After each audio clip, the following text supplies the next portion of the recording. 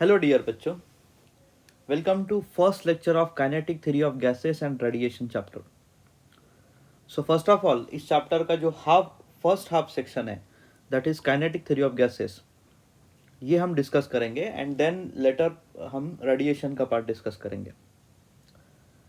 तो basically kinetic theory of gases का जो इंट्रोडक्शन पार्ट है वो आज के लेक्चर में हम कवर करेंगे और वेरियस फेजेस है, सॉलिड लिक्विड गैसेस स्टेट, वो फेज में उसका डिफरेंस क्या है वो हम डिस्कस करने वाले हैं। और गैसेस लॉ, गैस लॉ, जो वेरियस गैस लॉ है बेसिकली वो हम प्रेशर, वॉल्यूम और टेम्परेचर के बारे में हमें रिलेशन बताता है। गैसेस के प्रेशर, गैसेस के वॉल्यूम और गैसेस के टेम्परेचर के बारे में वो हम later part of this lecture discuss करेंगे। तो सबसे पहले 1803 में जाते हैं हम। 1803 में जॉन डाल्टन ने एटम का इन्वेंट किया था। एटम, तब दुनिया को पता चला था कि एटम क्या रहता है और धीरे धीरे उस पर फर्दर रिसर्च होता गया। और 1873 में मैक्सवेल एंड बोल्ट्जमैन,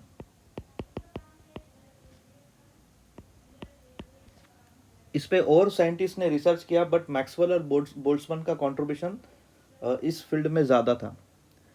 इन्होंने एक थ्योरी प्रपोज की जिसका नाम है kinetic theory of gases. Basically ये थ्योरी क्या बताती है? ये थ्योरी हमें बताती है गैस के मैक्रोस्कोपिक प्रॉपर्टी के बारे में। अब पहले हम ये देखेंगे कि माइक्रोस्कोपिक प्रॉपर्टी और मैक्रोस्कोपिक प्रॉपर्टी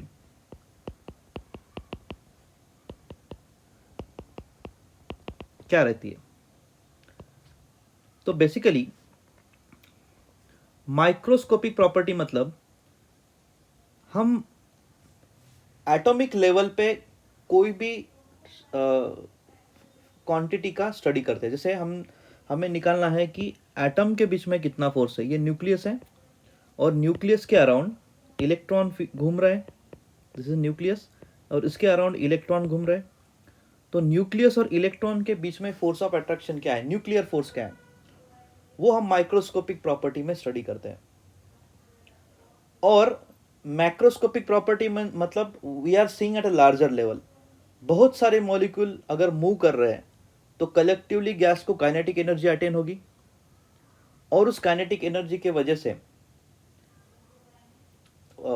पूरा हर मॉलिक्यूल को एक अलग काइनेटिक एनर्जी है, तो हम पूरे गैस का एक एवरेज काइनेटिक एनर्जी लेंगे, या सभी गैस का मिलकर एक कलेक्टिवली हम एवरेज प्रेशर कंसिडर करेंगे, पूरे गैस का एवरेज टेम्परेचर कंसिडर करेंगे, पूरे गैस का एवरेज वॉल्यूम कंसिडर करेंगे।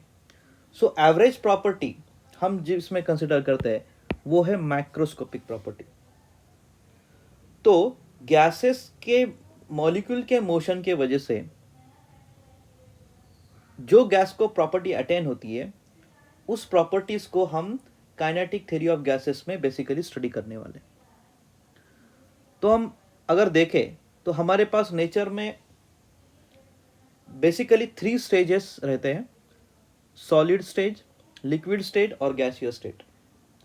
तो बेसिकली हम पहले तीनों का डिफरेंस देख लेंगे, सॉलिड स्टेट, लिक्विड स्टेट और गैसियस स्टेट में, और बाद में हम गैस लॉ के बारे में डिस्कस करेंगे। तो फर्स्ट है सॉलिड स्टेट में। सॉलिड स्टेट में मॉलिक्यूल बहुत ही कॉम्पैक्टली अरेंज रहते हैं। अगर हम मॉलिक्यूलर स्ट्रक्चर देखें सॉलिड स्टेट का, तो molecules are very compact, it is like this. तो इसके अंदर जो इंटर एटॉमिक फोर्स है, या इंटर मॉलिक्यूलर फोर्स हम बोल सकते हैं, वो बहुत ही स्ट्रांग रहेगा।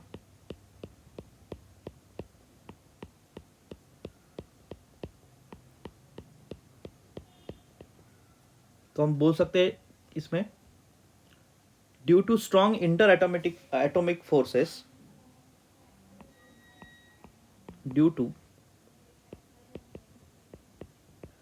strong interatomic forces,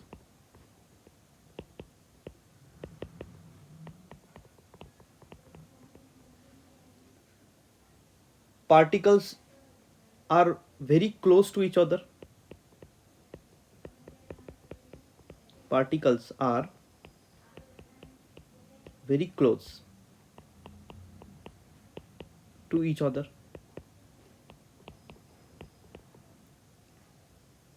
इसमें जो फर्स्ट पॉइंट है लिक्विड में, इसमें मॉलिक्यूल का जो कॉम्पैक्टनेस रहेगा वो थोड़ा लूज रहेगा, मॉलिक्यूल्स आर लूजली पैक्ड, तो मॉलिक्यूल के बीच में जो कोवलेंट बॉन्ड रहेगा वो थोड़ा वीक रहेगा एज कंपेयर टू सॉलिड। तो इसमें हम लिख सकते हैं कोवलेंट बॉन्ड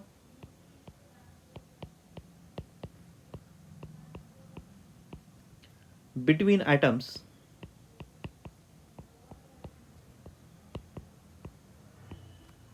are weak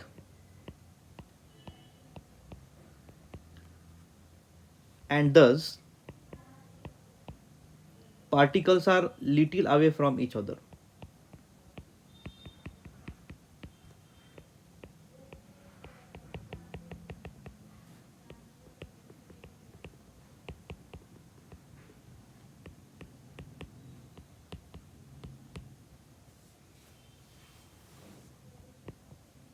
और जो थर्ड है गैसेस, इसका जो फर्स्ट पॉइंट है, इसमें मॉलिक्यूल्स आर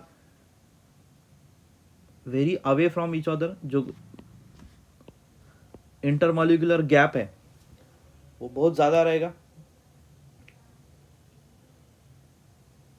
या आइडियल केस में, आइडियल गैस में हम कंसिडर करेंगे कि इंटरमॉलिक्यूलर अट्रैक्शन रहेगा ही नहीं, क्योंकि बेसिकली हम जब kinetic theory of gases study करते हैं तो हम स्टडी करते हैं, देखो मॉलिक्यूलर मोशन में, मतलब ये गैस है तो गैस के हर मॉलिक्यूल को मोशन रहेगा।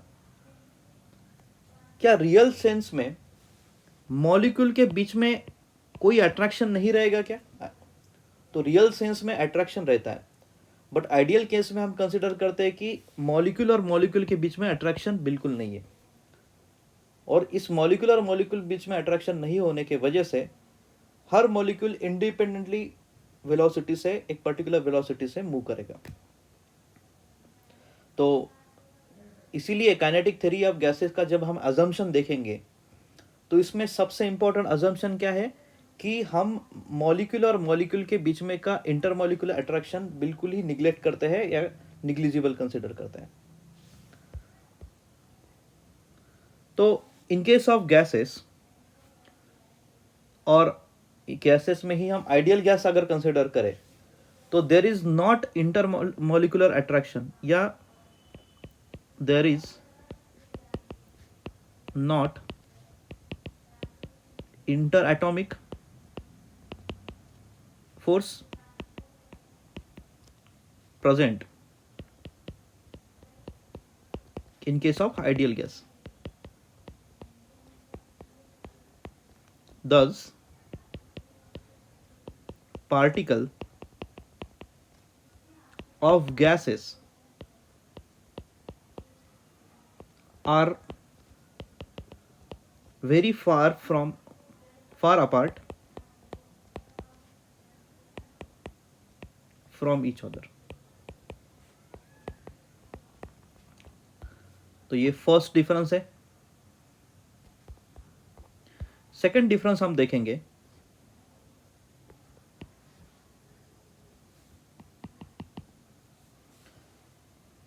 कि सॉलिड में, सॉलिड के केस में सॉलिड को एक डेफिनेट वॉल्यूम रहेगा और एक डेफिनेट शेप रहेगा। कोई भी सॉलिड सब्सटेंस देखो उसको एक पर्टिकुलर शेप रहता है, डेफिनेट शेप रहता है और डेफिनेट वॉल्यूम रहता है।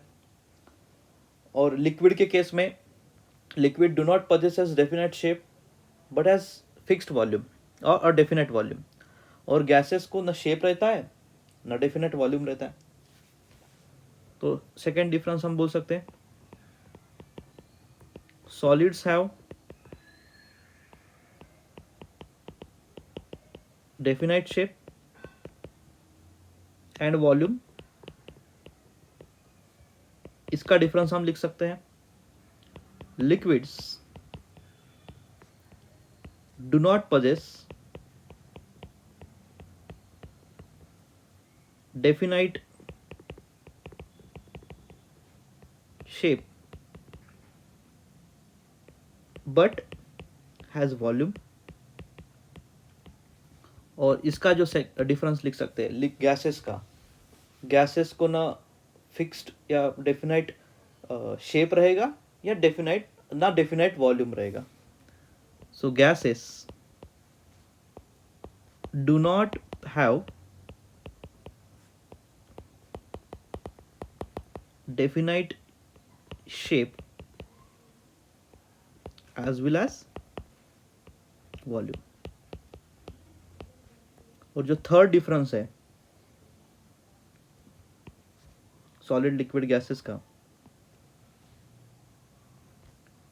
इसमें जो इंटरमोलिकुलर स्पेसिंग है या इंटर एटॉमिक स्पेसिंग हम बोलते हैं सॉलिड्स में, जैसे कि हमने देखा है कि यहाँ पे इंटर एटॉमिक स्पेसिंग बहुत ही कम रहती है because they are compactly arrange. तो interatomic spacing in case of solid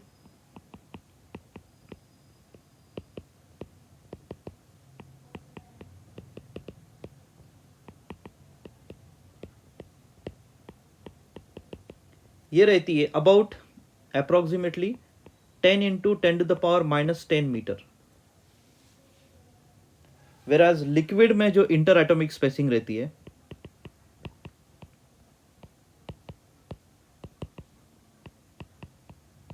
ये थोड़ी ज़्यादा रहेगी. इसमें ये रहती है अप्रोक्सीमेटली 2 इंटू 10⁻⁻10 मीटर.